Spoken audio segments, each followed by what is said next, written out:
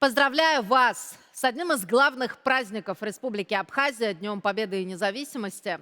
Ровно 32 года назад абхазский народ добился долгожданной свободы для молодой республики.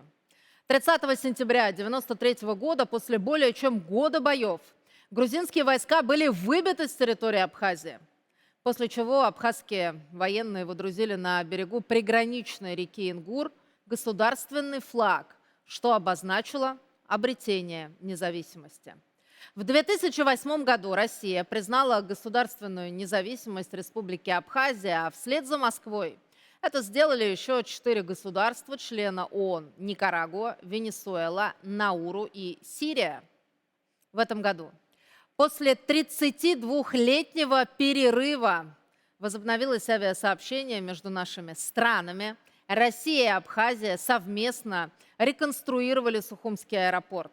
Это дало дополнительный толчок развитию туризма в Абхазии, ведь именно граждане России составляют основу турпотока в республике. Последние годы к вам стабильно приезжают отдохнуть более миллиона россиян, и год от года число туристов, слава богу, растет. В этом году ожидается увеличение турпотока еще минимум на 7%. Цифру, как известно, озвучил Путин на встрече с президентом Абхазии Бадрой Гунбай.